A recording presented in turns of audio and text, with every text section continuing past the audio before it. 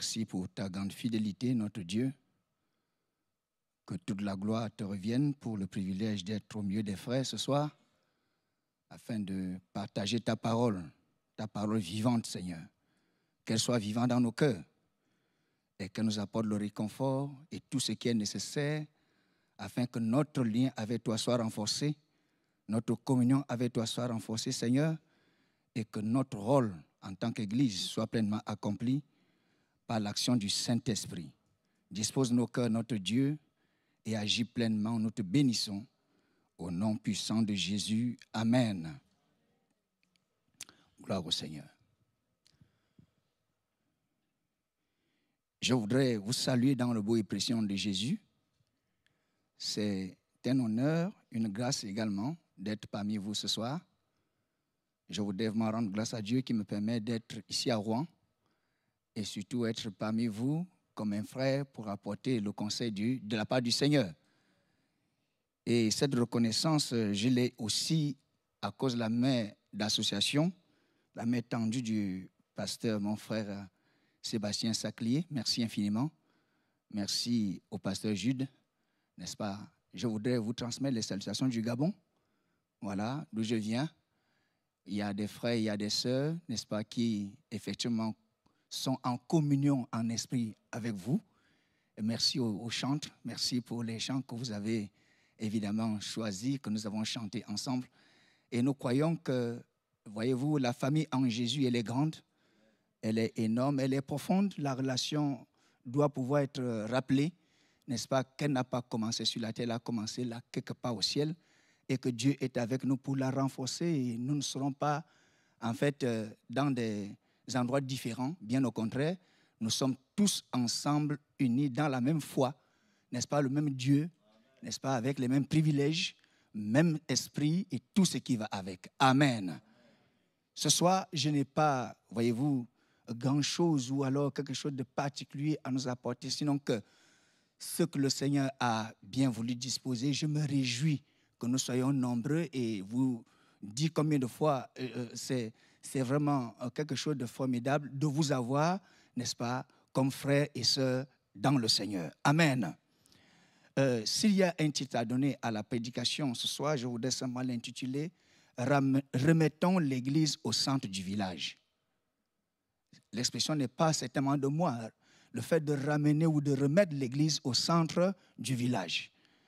Il est important, n'est-ce pas, bien-aimés, que nous comprenions l'importance de la centralité de l'Église dans la société. Combien de fois c'est important que la société soit bâtie autour de l'Église. C'est important que nous puissions comprendre combien de fois l'Église devrait être comme la colonne vertébrale de la société. Que nous soyons, n'est-ce pas, en Occident, qu'on soit en Afrique ou ailleurs, c'est important que nous comprenions que l'Église, n'est-ce pas, vraiment est un instrument de régulation, de tension, un instrument de développement, un instrument de conscientisation, un instrument de salut de l'humanité. Et c'est Dieu, évidemment, qui en est le propriétaire, qui en est l'auteur. L'Église appartient à Jésus-Christ. Nous devons pleinement le comprendre. C'est son Église, c'est lui qui l'a bâtie, c'est lui qui l'a construit, c'est lui qui la met en place. Et s'il la met en place, ça suppose, n'est-ce pas, que en fait, par l'Église, il veut administrer la société, il veut gouverner la société, Dieu, j'entends, parce que l'Église représente naturellement au plan physique le Seigneur sur la terre. Et l'Église, c'est vous, l'Église, c'est moi. Et c'est important que cette qualité, n'est-ce pas, cette position de centralité dans la société soit pleinement restaurée. Et elle ne serait restaurée que si nous en prenons d'abord conscience en tant que, évidemment, élément, n'est-ce pas, ou maillon de cette chaîne, n'est-ce pas, qui doit pouvoir faire en sorte qu'il y ait du goût, n'est-ce pas, sur la terre, n'est-ce pas, qu'il puisse avoir la lumière dans le monde. C'est très important. Alors, je vous invite à lire un texte, Matthieu chapitre 22, versets 34 à 40. Matthieu chapitre 22, s'il vous plaît. Voilà, Matthieu chapitre 22, à partir du verset 34 jusqu'au verset 40.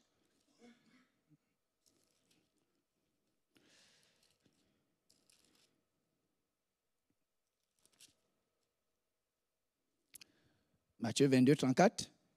Les pharisiens ayant appris qu'il avait réduit au silence les Sadducéens se rassemblèrent et l'un d'eux, docteur de la loi, lui fit cette question pour l'éprouver. Maître, quel est le plus grand commandement de la loi? Jésus lui répondit, tu aimeras le Seigneur ton Dieu de tout ton cœur, de toute ton âme et de toute ta pensée. C'est le premier et le plus grand commandement. Et voici le second, qui lui est semblable. Tu aimeras ton prochain comme toi-même. De ces deux commandements dépendent toute la loi et les prophètes. Amen. Le respect des convenances et des traditions a toujours été une préoccupation pour les gardiens de tout temple. Le respect, n'est-ce pas, des convenances, des traditions.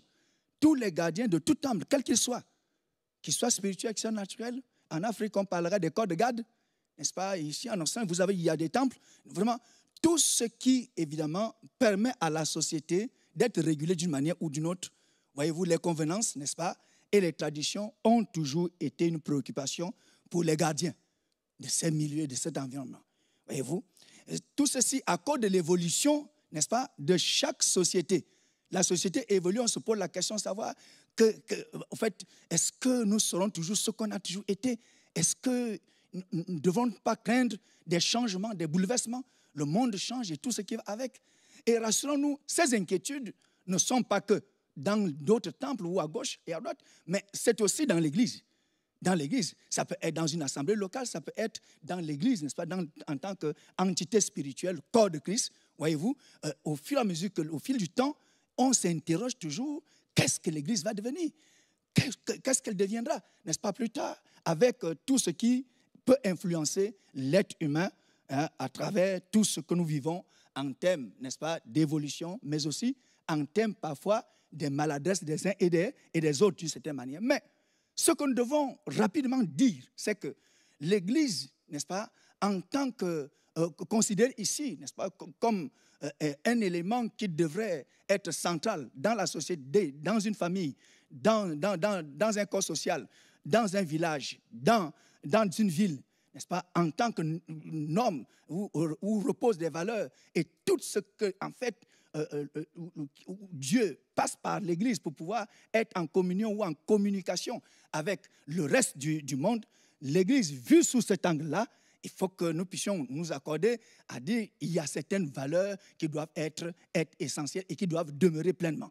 C'est absolument important. Nous devons évidemment comprendre que si le fond ne devrait pas changer, naturellement, il pourrait éventuellement avoir certains éléments qui pouvaient évoluer avec le temps. Mais le discours, il ne change pas.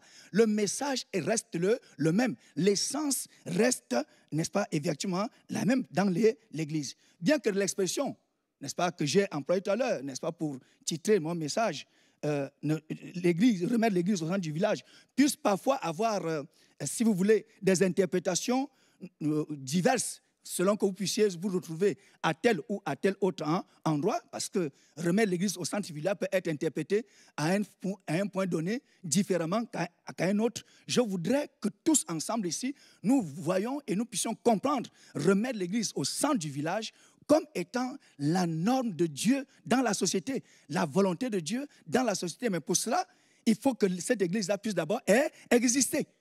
Il faut qu'elle existe. L'Église doit bel et bien exister.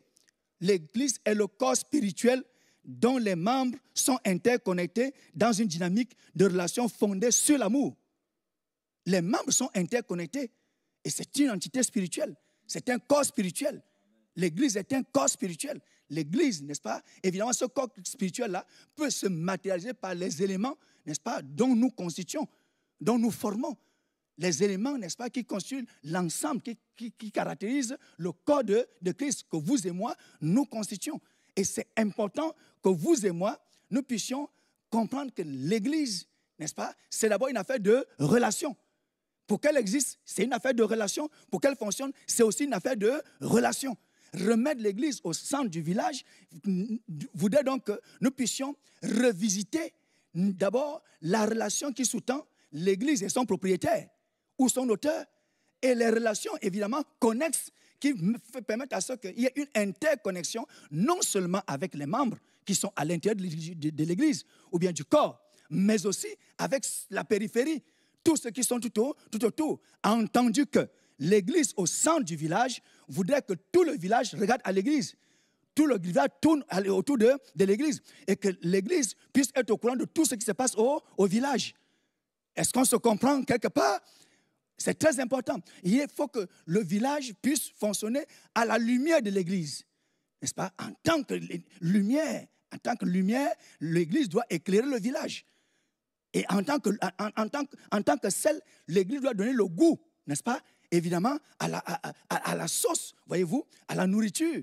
Et ça se comprend quelque part. C'est très important que l'Église joue pleinement ce rôle-là. Donne la vie, donne la vitalité, donne du sens, n'est-ce pas, à la vie tout autour. C'est très important. Quand nous lisons ce passage, dans son contexte, il y avait toujours un débat entre les Sadducéens, n'est-ce pas, les pharisiens, et dans ce cas bien précis, les Hérodiens. Ils viennent interroger Jésus. Et dans le débat, ils ne viennent pas en fait pour fondamentalement chercher le secours auprès du Seigneur. Et beaucoup sont comme ça. Vous savez, on se perd très souvent lorsqu'on vient auprès du Seigneur avec des questions parfois maladroites, parfois qui n'ont pas souvent beaucoup de sens, au lieu d'aller à l'essentiel. Jésus n'est pas venu sur la terre en fait pour faire des discours. Il n'est pas venu sur la terre pour des préoccupations mineures. Il est venu pour une préoccupation majeure. Et la préoccupation majeure pour laquelle Jésus est venu sur la terre, c'est trouver la solution au problème de séparation entre l'être humain et son Créateur. Il est venu pour que l'être humain soit réconcilié avec le Père, avec le Créateur. Et donc, il voulait s'occuper de ce problème fondamental qui devrait faire en sorte que la société soit mieux régulée. S'il faille que la société soit bien régulée, il faudrait que cette société soit en relation directe avec son Créateur. Quiconque n'est pas en bon terme avec Dieu ne saurait, en fait, comprendre même pourquoi il est sur la terre. Et comment pourrait-il, n'est-ce pas, bien développer des relations avec le reste de l'humanité si, en fait, celui qui est l'auteur de l'humanité n'est pas en bon terme avec lui. Vous comprenez donc? Et nous comprenons tous, n'est-ce pas, pourquoi il était important, ou il serait important, lorsque nous nous retrouvons avec le Seigneur, nous puissions poser la question essentielle, chercher à trouver ce qui est le problème fondamental.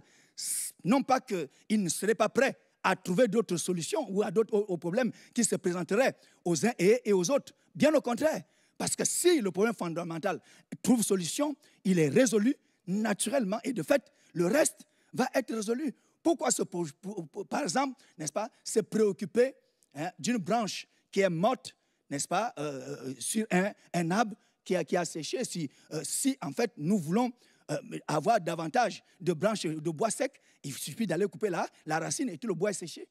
Et on aura beaucoup plus.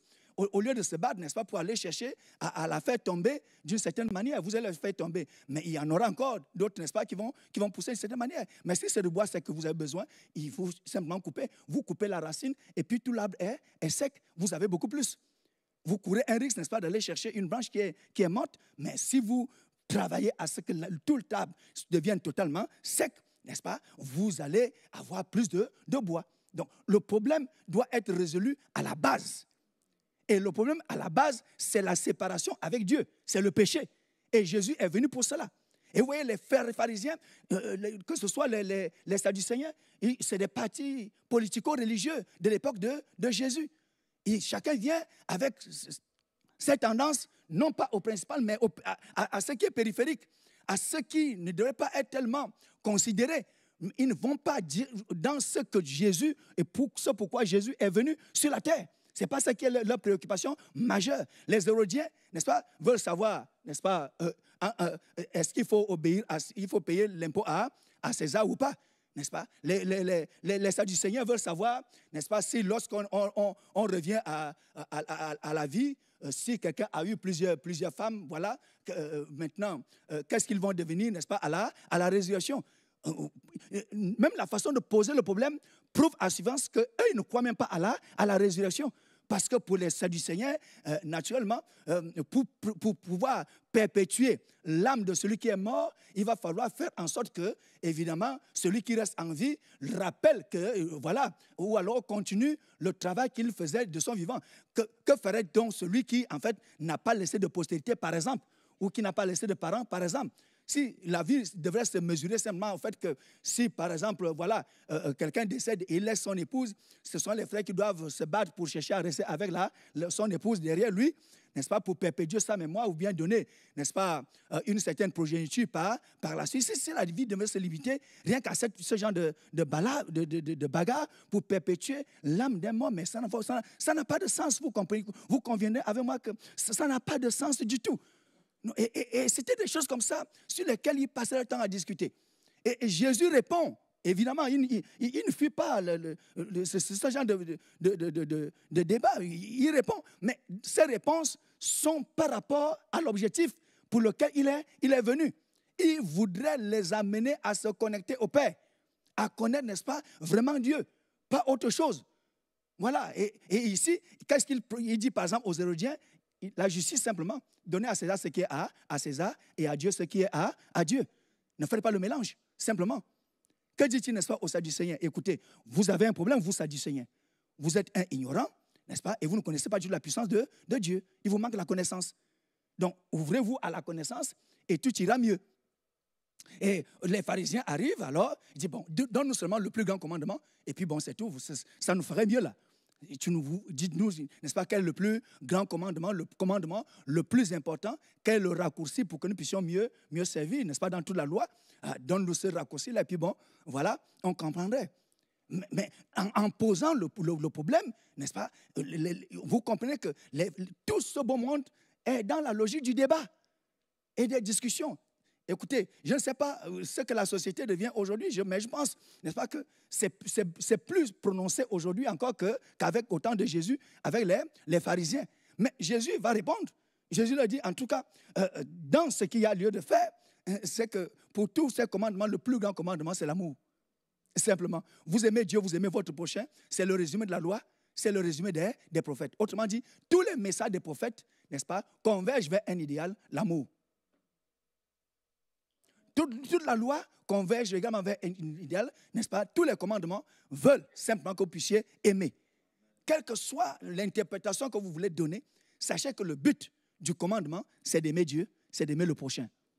Comprenez que toutes les prophéties qui ont été données, n'est-ce pas? Quelle que soit l'interprétation que vous voulez donner à une prophétie, sachez que la prophétie voudrait que vous puissiez aimer Dieu et que vous puissiez aimer votre prochain. La question donc est, n'est-ce pas? Si je lis un texte particulier dans la parole de Dieu, n'est-ce pas? Est-ce que ce texte m'amène-t-il à aimer Dieu? M'amène-t-il à aimer mon prochain? Ou alors, quel est le sens que ce texte que je lis m'amènerait à aimer Dieu? Ou à renforcerait, évidemment, mon amour pour le Seigneur ou ma relation avec le Seigneur. Pourquoi? Parce que la vie en Église, c'est une affaire de relation. La vie en Église est une affaire de relation. Relation verticale, relation horizontale. Dans la verticalité, évidemment, vous comprenez que c'est chacun de nous avec Dieu. Dans l'horizontalité, vous comprenez que, n'est-ce pas, c'est chacun de nous avec son prochain immédiat, en Église déjà, dans l'Église, en famille, mais également dans la société. Selon que, n'est-ce pas, je pourrais dire, il y a des relations qui nous sont comme imposées, mais il y a des relations qui sont aussi choisies. En termes de relations imposées, par exemple, entre griffes, n'est-ce pas, c'est le fait que je sois né quelque part sans avoir choisi.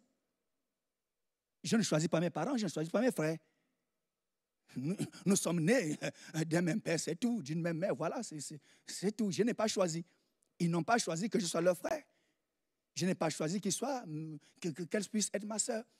Mais ça, c'est une relation qui, je n'ai pas choisi, n'est-ce pas, d'être né gabonais. Voilà, je suis né gabonais, c'est tout. Voilà, et donc, par conséquent, je me dois, évidemment, de pouvoir étudier et regarder la société au niveau du Gabon, n'est-ce pas? Je dois voir dans quelle mesure je peux bien vivre, n'est-ce pas, en fraternité, en humanité fraternelle avec tous mes concitoyens. C'est ça. Au niveau de la famille, pareillement. Mais en Église, c'est un choix. Nous choisissons de pouvoir nous engager avec Dieu. Vous avez choisi d'être enfant de Dieu. Vous avez choisi d'être chrétien. J'ai choisi. Nous avons tous choisi d'être chrétiens. Nous avons tous choisi d'être enfants de Dieu, d'être évidemment disciples de Jésus-Christ. Et parce que nous avons fait ce choix, il faudrait que nous puissions comprendre, n'est-ce pas, clairement, que le choix que nous avons fait est le meilleur dans tout ce qu'on ait pu faire déjà sur la terre, comme choix. Entre autres, vous avez déjà fait un très bon choix, n'est-ce pas, évidemment, d'épouser votre mari ou bien votre femme, voyez-vous, c'est une bonne chose, mais rassurez-vous, il y a un meilleur choix que celui-là. Le meilleur choix, c'est d'abord d'avoir accepté Jésus-Christ comme sauveur et Seigneur personnel. Et si vous ne l'avez pas encore fait, écoutez, il n'est pas trop tard. Pendant que je suis en train de parler, vous avez une occasion, une opportunité de le faire. Vous pouvez vous réconcilier avec le Seigneur. Vous pouvez arranger cela. Donc, Jésus, n'est-ce pas, ce que nous devons retenir, c'est qu'il veut absolument que nous puissions développer une bonne relation avec Dieu. C'est la première chose. Nous devons développer une très bonne relation avec Dieu. Mais pourquoi devrions-nous développer une très bonne relation avec Dieu? Parce qu'il n'y a pas d'église sans Dieu. Il n'y a pas d'église sans Dieu. Il faut qu'on le comprenne très bien. Pour qu'il y ait l'église, il faut qu'il y ait Dieu. C'est très important. Donc, Dieu est celui qui est le propriétaire de l'église. C'est lui qui bâtit. C'est lui qui l'amène à l'existence. C'est lui qui a permis à ce que l'église puisse exister en envoyant son Fils unique. Mais qui est Dieu? Voyez-vous? Parlons un peu simple. Si nous décrivons Dieu, c'est celui qui a tout créé. Il est le créateur de toutes choses. Il n'a pas de commencement, il n'a pas de fin. Personne ne peut le mettre dans une boîte. Il est partout. Il fait ce qu'il veut, comme il veut. Il ne rend compte à personne. Mais dans tout ce qu'il fait, il poursuit un objectif. N'est-ce pas? Un objectif, n'est-ce pas? Que lui-même s'est assigné et qu'il ne rendra de compte à personne. Mais ce qui est formidable avec Dieu et qui est bien avec lui, c'est qu'il s'appelle amour. Autrement dit, dans toute intention de Dieu, dans tout ce qu'il fait, dans tout ce qu'il préconise, dans tout ce qu'il prépare ou qu'il se prépare à faire, il y a derrière l'amour. C'est par amour qu'il le fait. Et il le fait pour le bien de quiconque va en bénéficier. Y compris quand il pourrait arriver, n'est-ce pas, qu'il puisse sanctionner d'une certaine manière. Parce que nous sommes les enfants, on corrige parfois. Voyez-vous, une petite fessée, c'est pas très mauvais. Voilà, pour remettre, n'est-ce pas, vraiment de l'ordre, pour corriger quelque chose, pour faire en sorte que ça puisse bien se faire. Ça peut arriver. Ça peut arriver. Une petite correction. Ça peut arriver. Et ça, Dieu le fait d'une certaine manière. C'est une résistance. Dieu peut vous résister. Et en vous résistant, en fait, c'est pour votre bien. C'est pour vous repositionner. Il parle, vous n'écoutez pas. Alors, il se pourrait, n'est-ce pas, qu'il puisse agir d'une certaine manière afin de vous amener à comprendre qu'il est Dieu et il reste Dieu. Et ne rendre compte à personne, j'insiste. Il ne rend compte à personne. Il fait ce qu'il veut, mais il est bon. Et il le fait pour le bien de l'humanité. C'est pourquoi l'église au centre du village, c'est pour permettre à ce que l'humanité puisse arriver, en fait, à se déployer, à se développer, à parvenir à ce pourquoi Dieu l'a suscité. L'humanité ne s'est pas suscitée elle-même. Elle ne s'est pas suscitée elle-même. C'est Dieu qui a pensé et qui a permis à ce que l'humanité existe. C'est Dieu qui l'a voulu. Et donc, il poursuit son objectif sereinement. Voilà. Et rien n'échappe à Dieu. Il est le Créateur. Il est le Tout-Puissant. Il règne. Son règne n'a pas de fin. Que nous le croyons, que nous ne le croyons pas. Son règne n'a pas de fin. Il a décidé que les choses puissent se passer d'une certaine manière. Voilà, ça se passera comme ça. Nous devons donc, en réponse à son amour qu'il a démontré, n'est-ce pas, en sacrifiant son Fils unique. Est-ce que nous mesurons l'étendue, n'est-ce pas, de l'amour de Dieu pour que l'Église puisse exister? Le problème n'a pas commencé avec nous. Le problème a commencé si loin. Au ciel, la pensée de Dieu. Il a bien voulu, n'est-ce pas, que le monde puisse exister. Au commencement était la parole était avec Dieu, la parole était Dieu. Dieu a parlé et les choses sont mises, n'est-ce pas, en route. Et tout a été créé. Mais tout ceci a été créé pourquoi? Mais pour avoir une relation avec lui-même. Dieu a voulu, évidemment, se satisfaire pleinement. Et il a voulu surtout développer une relation avec l'être humain qu'il a placé pour superviser tout cela. Est-ce que nous notons, n'est-ce pas, que nous sommes des créatures de Dieu pour superviser la création? Est-ce que nous mesurons que Dieu nous a créés pour que nous puissions, en son nom, assurer sa gouvernance? C'est le sens de l'Église au centre du village. C'est par l'Église, n'est-ce pas, en tant que lumière, en tant que sel de la terre, que Dieu permet à l'humanité, n'est-ce pas, de résister à tout ce qui est destruction, en fait. Parce que c'est par l'Église que Dieu avertit. Dieu passe par l'Église pour avertir ce qui pour avertir, pour dire telle chose, par exemple, ne va pas. Dieu passe par l'Église, n'est-ce pas, pour corriger, n'est-ce pas, pour redresser. Dieu passe par l'Église, n'est-ce pas, pour parler. Dieu passe par l'Église pour récupérer, pour rassembler. Dieu passe par l'Église pour arranger. Dieu passe par l'Église pour préserver. Dieu préserve ce qui est bien à travers l'Église. Alors, chacun de nous devrait travailler à développer sa relation avec le Seigneur. Lorsque vous donnez votre cœur à Dieu, lorsque vous donnez votre vie à Jésus-Christ, n'est-ce pas? Vous devez savoir que vous ne dépendez plus de vous-même. Marcher avec le Seigneur suppose que vous puissiez comprendre, n'est-ce pas, que vous êtes devenus des enfants, vous êtes devenus des disciples. Un disciple est un apprenant. Se mettre à l'école du Seigneur pour l'écouter. Il n'y a pas possibilité, n'est-ce pas, de croire ou d'envisager une vie avec le Seigneur sans pouvoir obéir. Non, pas du tout, ce n'est pas possible. Il faut que nous nous disposions, et ça c'est volontaire, c'est un choix.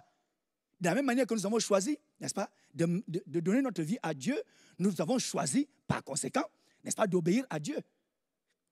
Parce que nous comprenons qui il est. Nous comprenons, n'est-ce pas, qu'il est tout puissant, il est capable de tout, il est omniscient, il est omnipotent, il est donc omniprésent, partout à la fois. Partout à la fois. Je suis parti du Gabon, je ne l'ai pas laissé, je l'ai laissé là-bas, je l'ai trouvé ici. Il est comme ça. Je l'ai laissé là-bas, je l'ai trouvé ici. Je quitte ici, je vais le trouver là où il est. Et partout. Vous l'avez laissé dans votre maison pour venir ici. N'est-ce pas? Vous l'avez trouvé ici. Vous repartez, vous montez dans votre voiture, vous le trouvez à l'intérieur. Où que vous soyez, vous trouvez Dieu. Vous êtes en salle de classe, vous trouvez Dieu. Il est en salle de classe, il voit tout. Il n'y a pas un coin, n'est-ce pas, ou un recoin que vous pouvez vous retrouver sans que Dieu n'y soit. Ou qu'il ne vous ait précédé. Quel que soit l'endroit, il est là. Et c'est très important de le savoir. Le vrai problème, très souvent, c'est que, comme nous sommes très souvent, vous voyez, pour certains cartésiens, pour certains, n'est-ce pas, qui réfléchissent beaucoup et tout le reste, bon, nous pensons beaucoup, naturellement, et c'est une bonne chose, mais il faut bien penser, je crois. Nous devons avoir la limite. Il faut que nous soyons conscients de nos limites. L'être humain qui n'est pas conscient de ses limites ne peut pas avoir besoin de Dieu. Si vous n'êtes pas conscient de votre limite en termes, n'est-ce pas, de connaissance, vous ne pouvez pas avoir besoin de Dieu. Si vous n'êtes pas conscient de vos limites en termes de capacité, vous n'aurez pas besoin de Dieu. Si vous n'êtes pas conscient de vos limites, n'est-ce pas, en termes, n'est-ce pas, évidemment, de correction, n'est-ce pas, par rapport à vous-même, pour pouvoir vous corriger, vous améliorer, vous amender, vous n'avez pas besoin de Dieu. Mais tout ceci, en fait, ces limitations arrivent à cause de quoi? Mais c'est le péché qui nous donne les limitations. Le péché a fait en sorte qu'il y ait tellement de limitations, il y a tellement d'embûches, tellement d'obstacles vers le bonheur que nous recherchons tous, qui est logique, qui est normal, qui est naturel. Tout être humain a besoin du bonheur, a besoin d'amour, voudrait bien s'accomplir. Il n'y a pas quelqu'un dans cette salle qui ne veut pas être aimé. Je ne connais pas un être humain qui ne veuille pas être aimé ou qui ne puisse pas vouloir aimer, puisque très souvent d'ailleurs, lorsque l'amour s'invite à vous, n'est-ce pas? L'amour qui s'invite à vous, l'amour sentimental, j'entends, n'est-ce pas? Qui s'invite à vous, s'impose à vous. Il s'impose. Et jusqu'à ce qu'à un moment donné, vous vous rendiez compte, ben tiens, au fait, est-ce que j'aimais véritablement? On dirait que je me suis trompé ou bien il y avait quelque chose qui se serait passé juste de la manière. Ça, c'est le sentiment. Parce qu'il fluctue avec des situations. Ce que les yeux ont vu hier, c'est pas ce qu'ils verront demain. Ce que les oreilles ont entendu hier, ce n'est pas ce qu'elles entendront demain, par exemple. Ce qui a séduit l'oreille hier peut la choquer demain. Ce qui, en fait, a permis à l'œil d'être vraiment attiré, demain peut poussé à reculer, hein, de se voir d'une certaine manière. En revanche, si c'est Dieu qui établit son amour dans votre cœur par rapport à quelque chose, ça, cet amour-là, rassurez-vous, ne change pas. Il est parfait, il est complet, il est permanent. Il va en se bonifiant. Il s'améliore davantage, il se renforce. Et c'est cet amour-là qui est dans l'Église. C'est cet amour-là qui a donné naissance à l'Église. C'est cet amour, n'est-ce pas, qui nous permet d'être frères et sœurs. Nous nous appelons frères, nous nous appelons sœurs en Jésus-Christ. Et cette relation ne va jamais se terminer. Elle commence sur la terre, elle va continuer au-delà. Il n'y a pas ici quelqu'un qui soit en Christ et qui pourrait, n'est-ce pas, sortir de Christ. Que vous soyez vivant, que vous soyez mort, vous êtes en Christ et vous êtes au Seigneur. Lorsque nous quittons cette chair, cette tente, n'est-ce pas, que Dieu a permis que nous puissions avoir à revêtir pendant que nous sommes sur la terre, nous rentrons dans la plénitude de sa grâce, dans la plénitude de son amour, dans la plénitude de sa présence. Donc, en fait, il n'y a pas de séparation fondamentalement en tant que telle. Nous restons toujours, évidemment, en lien de fraternité en Jésus-Christ. C'est la raison pour laquelle, lorsque le son de la trompette sonnera, les morts en Christ ressusciteront premièrement. Et ceux qui seront vivants seront transformés en un clin d'œil. Et les deux groupes monteront pour aller rencontrer le Seigneur dans les nuées. N'est-ce pas là une véritable espérance? N'est-ce pas là quelque chose de fondamental et de fantastique qui nous unit et qui doit nous garder dans le Seigneur?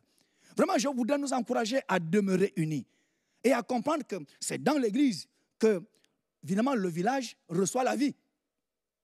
C'est à travers l'Église, les relations en Église, les relations fraternelles, la communion fraternelle, l'amour du prochain. N'est-ce pas? Si on devait l'apprendre, c'est dans l'Église qu'on devrait l'apprendre.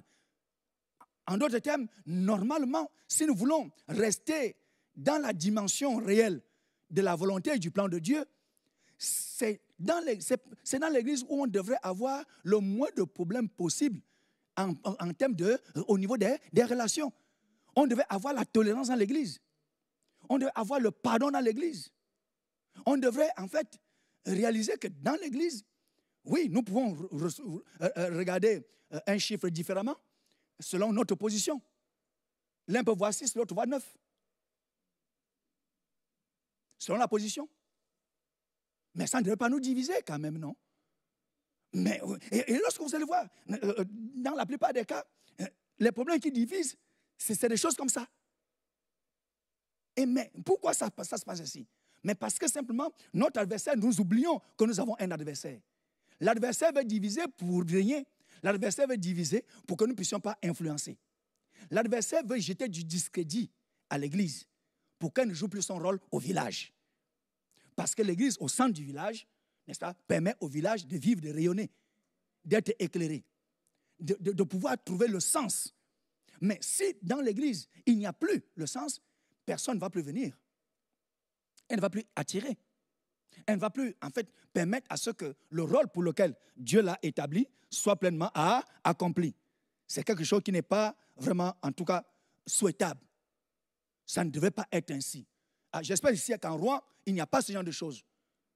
Parce que, vous voyez, ici à Rouen, bon, tout est bien, n'est-ce pas, au plan relationnel, et c'est important que vous gardiez ces bonnes relations, justement. C'est important, n'est-ce pas, que quelle que soit la position à laquelle vous pouvez vous retrouver, vous sachiez qu'au-delà, n'est-ce pas, en fait, du fait que nous sommes des frères et des sœurs en Christ, mais nous sommes d'abord frères et sœurs parce que nous avons choisi le Seigneur. Je suis votre frère parce que vous avez choisi le Seigneur. Vous êtes mon frère, ma sœur, parce que vous avez choisi le Seigneur. Et c'est de par ce choix individuel qui nous confère la fraternité. Vous avez choisi, c'est un choix. Donc, si vous devez, je dois cesser d'être votre frère, vous devez d'abord cesser d'être, évidemment, enfant de Dieu ou disciple du Seigneur Jésus. Vous comprenez donc ce qu'il va falloir faire. Parce que si, tant que vous êtes, évidemment, disciple de Christ, tant que vous êtes enfant de Dieu, je suis votre frère. Vous êtes ma soeur, vous êtes aussi mon frère. Amen. Hein? Il est absolument important qu'on comprenne ça. Au-delà des malentendus, momentanés d'ailleurs, qui peuvent se justifier. Ce qui est valable ici à l'église est valable en famille. Quand vous avez décidé de fonder votre famille avec votre épouse, par exemple, n'est-ce pas? C'est un choix. Personne ne vous l'a imposé.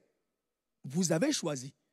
Et pour l'avoir choisi, il faut que vous puissiez quand même avoir une dignité par rapport à vous-même, par rapport à votre choix, l'honorer pleinement. Et donc, lorsqu'il y a un malentendu, lorsqu'il y aurait peut-être un problème ou quelque chose de semblable, il faut qu'on comprenne très bien que le mariage n'est pas, à la vérité, quelque chose qui a été pensé par l'homme. C'est une institution divine. De la même manière que l'Église. C'est pourquoi, en fait, il y a toutes les comparaisons entre le mariage et l'Église. Parce que le mariage vient à exister parce que Dieu l'a voulu. Et donc, il en est l'auteur. Nous en sommes on va dire quoi? Les instruments qu'il utilise pour accomplir sa volonté.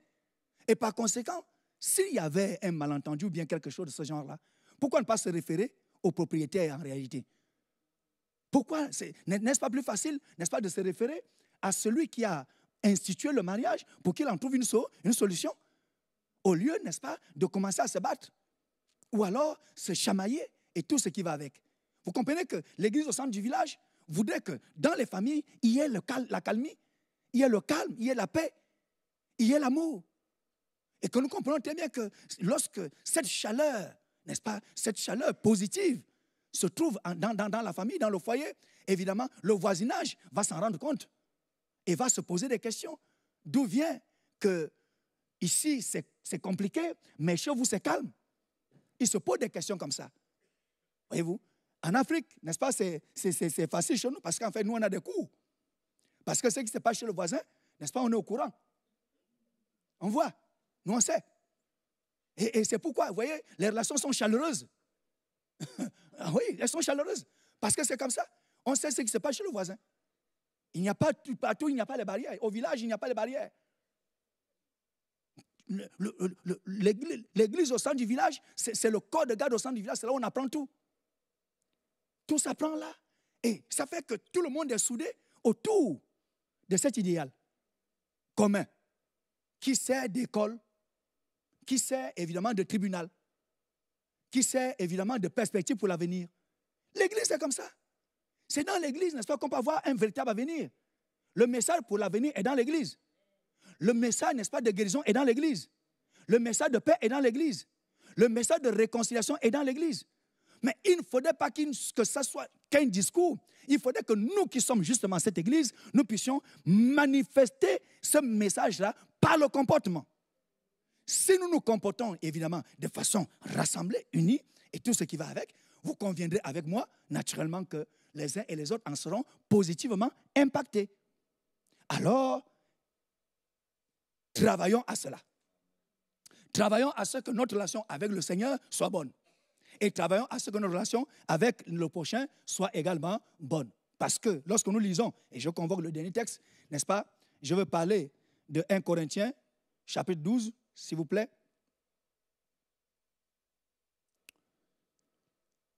Pour ce qui concerne les dons spirituels, je ne veux pas, frères, que vous soyez dans l'ignorance.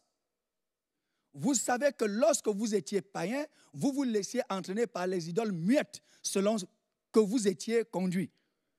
C'est pourquoi je vous déclare que nul, s'il parle par l'Esprit de Dieu, ne dit Jésus est anathème et que nul ne peut dire Jésus est le Seigneur si ce n'est par le Saint-Esprit. Il y a diversité de dons, mais le même Esprit. Diversité de ministères, mais le même Seigneur. Diversité d'opérations, mais le même Dieu qui opère tout en tous. Or, à chacun, la manifestation de l'Esprit a été donnée pour l'utilité commune. En effet, à l'un est donnée par l'Esprit une parole de sagesse, à un autre une parole de connaissance, selon le même esprit, à un autre la foi par le même esprit, à un autre le don de guérison par le même esprit, à un autre le don d'opérer des miracles, à un autre la prophétie, à un autre le discernement des esprits, à un autre la diversité des langues, à un autre l'interprétation des langues. Un seul et même esprit opère toutes ces choses, les distribuant à chacun, en particulier comme il le veut. Amen. Gloire au Seigneur. Nous voyons ici l'apôtre Paul, n'est-ce pas, dans son adresse aux Corinthiens, rappelle l'unité dans la diversité. On voit la diversité des dons. Nous voyons clairement que c'est Dieu qui administre, c'est le Seigneur Jésus qui administre les dons à l'Église. Ces dons sont pour faire quoi? Ces dons sont pour influencer positivement, pour permettre à ce que les problèmes qui gravitent autour de l'Église, dans la société, soient résolus. C'est très important. Les dons des miracles, les dons des saintes prophéties. Parce qu'il y a des problèmes, pas seulement dans l'Église, mais aussi en dehors. C'est pourquoi l'amour doit être à la base. Le Seigneur Jésus, n'est-ce pas, quand il dit il faut aimer Dieu, nous manifestons l'amour vis-à-vis de Dieu, envers Dieu, en réponse à son grand amour à notre endroit.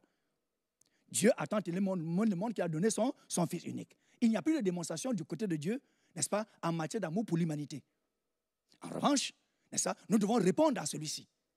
Et nous répondons à l'amour de Dieu, non seulement en nous donnant au Seigneur Jésus-Christ, mais également, n'est-ce pas, en aimant notre prochain, selon la recommandation du Seigneur.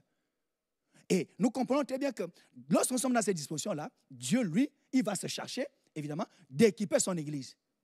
Il va équiper son Église de ce qui va permettre à ce qu'elle soit forte. L'Église doit être forte. Elle doit être forte, n'est-ce pas, par les valeurs. L'Église doit être forte, n'est-ce pas, par la communion. L'Église doit être forte à travers l'unité. L'Église doit être forte, n'est-ce pas, à travers la prière, naturellement. Et une église qui prie est une Église qui est forte. L'Église doit être forte par la manifestation des dons spirituels. Pour ce faire, il faut aspirer. Si nous n'aspirons pas, nous n'allons pas les avoir. Mais il ne faut pas se limiter seulement à aspirer. Il faut aspirer et prier. Et prier avec foi. Si nous prions avec foi, nous allons les avoir. Et si nous les avons, ce n'est pas en fait pour nous enorgueillir. Quiconque a un don spirituel doit savoir que son amour doit beaucoup plus grandir. Le don vous a été attribué, n'est-ce pas, en réponse à votre amour pour le Seigneur, pour aimer davantage. Quelle que soit la compétence, quelle que soit la capacité que vous recevez de la part du Seigneur, sachez-le, Dieu vous l'affecte par amour pour vous. Et en réponse, évidemment, de votre amour pour lui, naturellement. Mais pour que vous puissiez aimer davantage. Autrement dit, mettre à la disposition des autres ce que vous avez reçu de la part du Seigneur. Quiconque a reçu un don du Seigneur doit savoir que le don n'est pas pour lui. Il est à la vérité au service. Il est en réalité au service. Il est pour le service dans l'Église et en dehors. La compétence que vous avez reçue, vous devez la servir, vous devez la mettre au service du Seigneur, au service de l'Église. Si vous mettez cela au service de l'Église, vous allez voir que par cette compétence, la lumière de Christ va arriver quelque part.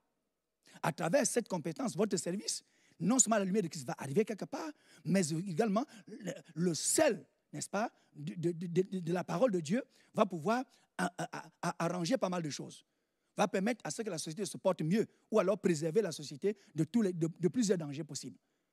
Il y a pas mal de choses, et il faut en être conscient, au plan spirituel, n'est-ce pas, qui se passe en mieux dans votre village, dans votre société, dans votre quartier, dans cette ville de Rouen, parce que vous êtes présents ici. Reconnaissons-le.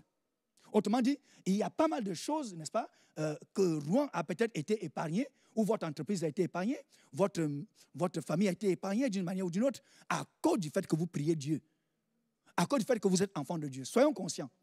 Même si nous ne voyons pas, sachons-le.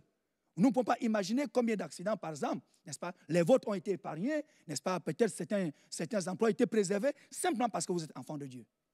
Et Dieu le fait, n'est-ce pas, parce qu'il vous aime. En retour, évidemment, reconnaissons, n'est-ce pas, ce don, ce talent, cette capacité, cette grâce, n'est-ce pas, comme étant un don de Dieu. Nous avons chanté ensemble. Il faut louer ensemble. Ensemble, nous louons. Et c'est absolument de comprendre que cet ensemble-là, c'est l'Église. Je ne suis pas sans vous, vous n'êtes pas sans moi. Nous fonctionnons ensemble, consciemment ou inconsciemment, mais mieux. Il faut que nous puissions mettre en conscience cette réalité. Chacun doit être conscient qu'il n'est pas sans son frère ou sa sœur, et sa sœur n'est pas sans lui. Chacun de nous est parce que l'autre est. Chacun de nous, n'est-ce pas, fonctionne parce que l'autre aussi fonctionne. Absolument important. Bien-aimés dans le Seigneur, qu'elle soit imposée, qu'elle soit choisie en termes de relation entre griffes, autrement dit, que ça soit quelque chose qui a été planifié par le ciel sans vous poser la question, ou alors ce que vous-même vous avez choisi, comme nous avons choisi de servir le Seigneur, en tous les cas, en termes de relation, nous devons comprendre, n'est-ce pas, que l'amour doit régner. Mettons l'amour au centre et Dieu se fera voir. Mettons l'amour au centre et nous verrons vraiment la grâce de Dieu se manifester. Si nous décidons de nous aimer, assemblée de Dieu, n'est-ce pas, ici à Rouen, quels que soient ceux qui sont dans les annexes ou autres, j'ai appris qu'il y a des annexes. Au Gabon, c'est aussi comme ça. Voyez-vous, nous avons des annexes. Et le message n'est pas autre. Nous avons le même message. Le fond est le même et c'est important que nous comprenions combien de fois il faut que nous soyons unis. Unis, nous sommes forts. Ce n'est pas parce que vous êtes dans votre maison et moi dans la mienne, n'est-ce pas, que nous sommes désunis. Ce n'est pas parce que pour une situation, n'est-ce pas, temporelle ou alors factuelle, on a vu des opinions différentes, en fait, que ça va faire problème. Non, pas du tout. Essayons d'adopter une certaine posture, laissons la position qui va pouvoir être adoptée et on va regarder ce que ça va donner. Et peut-être qu'on va comprendre en cours de route que c'était la meilleure position, même si on n'a pas compris au départ. Il y a beaucoup de qui sont restés avec le Seigneur Jésus, mais ne le connaissaient pas, mais ils l'ont bien connu à la résurrection. C'est là où ils l'ont connu. Et quand ils l'ont connu, vous voyez, ceux qui doutaient, quand ils l'ont vu à la résurrection, ils ont compris que tout ce qu'il disait était vrai. Donc, par moment, il y a des choses qu'on ne comprend pas et on doute, on peut avoir l'incrédulité, mais il ne faut pas s'en éloigner afin de voir ce que ça va donner. Il faut apporter, n'est-ce pas, du sien afin de voir ce que ça va donner. Imaginez que si Thomas, par exemple, s'était éloigné, il n'aurait pas bénéficié, n'est-ce pas, de tout ce que Jésus a été à la résurrection. Il a douté, c'est vrai, mais il est resté. C'est l'avantage. Il est resté jusqu'à ce que le Seigneur s'est finalement révélé. Et quand il s'est révélé, vous voyez, Thomas est devenu un bon disciple. Parfois, on a besoin qu'un don se manifeste. Mais pour que vous voyez le don se manifester, ne soyez pas loin, soyez dans l'église. Restez en église parce que là, ça se passe. Ne vous en éloignez pas à cause d'une déception quelconque. Restez en église. Restez chrétien. Restez enfant de Dieu. S'il y a un problème dans le foyer, restez enfant de Dieu. S'il y a un problème à l'école, restez enfant de Dieu. S'il y a un problème en entreprise, restez toujours enfant de Dieu. Restez en église. S'il y a quelque chose que nous ne devons jamais accepter de perdre, c'est l'église. Il faut que l'église subsiste. Et l'église subsiste par l'amour. C'est ce que le Seigneur Jésus nous a enseigné. Amen. Ce que vous voulez que les hommes fassent pour vous, faites le même pour eux. Amen. Ce que vous voulez. Vous voyez, ici, le Seigneur n'a pas parlé ce que vous ne voulez pas. Il a mis en avant ce que vous voulez. Parce que chacun de nous a des désirs. Que Dieu nous aide à y arriver. Quelqu'un dit Amen. Nous allons prier un moment. C'est cela. Nous allons prier vraiment pour que Dieu guérisse et restaure par son esprit notre relation avec lui. J'ai 3 sujets de prière essentiels. Il est important que notre relation avec le Seigneur soit restaurée. Il est important vraiment que chacun de nous voit sa relation avec le Seigneur pleinement restaurée. Demandons à Dieu la grâce afin que notre relation avec lui soit pleinement restaurée. Est-ce qu'on peut prier pour cela? Seigneur, nous avons besoin de toi. Nous prions notre Père et notre Dieu afin que tu guérisses les relations. Ici, dans cette salle, il se pourrait qu'il y ait des relations brisées ou qui sont menacées, Seigneur. Nous prions pour la restauration des relations. Relations avec toi, Seigneur notre Père. Il y en a qui avaient certainement la foi, avaient bien commencé et ont peut-être quelques difficultés pour marcher avec toi.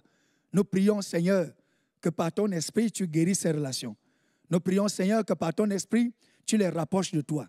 Tu les ramènes à toi, Seigneur. Donne à ce que les bons sentiments, notre Dieu, soient dans nos cœurs au nom de Jésus. L'église au centre du village, Seigneur, c'est les bons sentiments avec toi. C'est avoir une bonne relation avec toi. C'est permettre à ce que chacun de nous soit en communion avec toi. Je prie au nom de Jésus-Christ que chacun de nous ici, présent, notre Père, voit sa relation avec toi totalement guérie, totalement renforcée, notre Dieu. Au nom puissant de Jésus, Seigneur, tu visites et témoignes, mon Père. Il y a quelque chose que tu peux faire pour que la relation soit renforcée.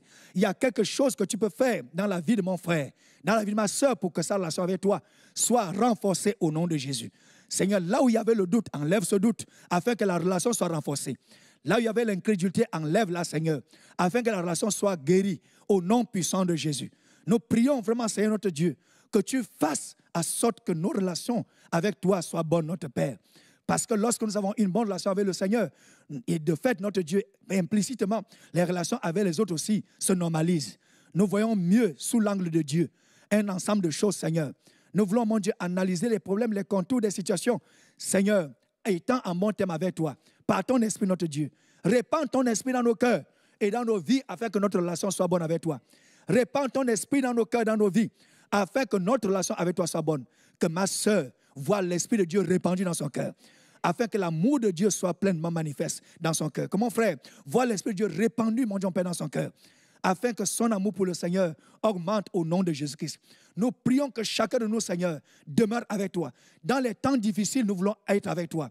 Dans les moments, ô Dieu, de joie, nous voulons être avec toi. Nous voulons garder la communion avec toi, peu importe ce qui peut se passer. En dépit des circonstances, notre Dieu, en dépit des situations, Seigneur, nous voulons demeurer avec toi et marcher avec toi. Seigneur, fais-le afin que ton nom soit glorifié. Nous comptons sur ta grâce. Nous comptons sur ta grâce, Seigneur. Je voudrais lancer un appel, n'est-ce pas, par rapport à ce sujet, afin d'élever modestement ma voix, n'est-ce pas, pour certains. Il se pourrait que depuis un moment, vraiment, oui, dans ta relation avec le Seigneur, il y a quelque chose qui ne va pas, je ne sais quoi, mais tu voudrais, ou alors tu voudrais simplement l'avoir renforcé, tu voudrais un soutien de la part du Seigneur, tu voudrais un accompagnement dans la prière par rapport à cela. Parce que c'est important que ta relation avec le Seigneur soit bonne. Si c'est le cas, évidemment, pour toi, est-ce que tu pourrais vraiment te lever afin que nous puissions prier? Prier, nous allons prier vraiment pour cela. Y a-t-il quelqu'un qui voudrait vraiment voir sa relation avec le Seigneur? Gloire à Dieu. Est-ce qu'un frère, une sœur voudrait vraiment qu'on puisse élever notre voix vraiment pour lui? Gloire au Seigneur. Gloire à Dieu. Je voudrais vraiment demander humblement, n'est-ce pas, au pasteur Sébastien d'élever la voix pour nos bien-aimés qui sont debout afin que Dieu leur fasse grâce, n'est-ce pas, vraiment là-dessus. Merci.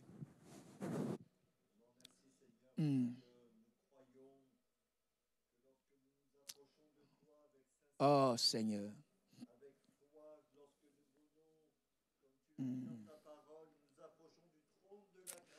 Alléluia.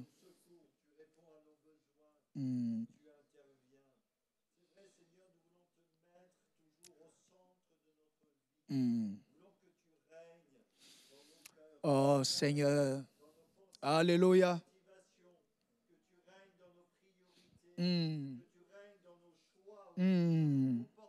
Oui.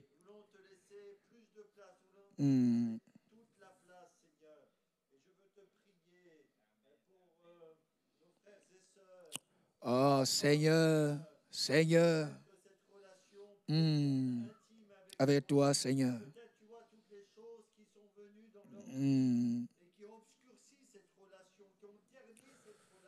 Dieu te puisse. Oh Dieu. S'il y avait quelque chose qui serait entre eux et toi, qu'ils puissent l'éliminer.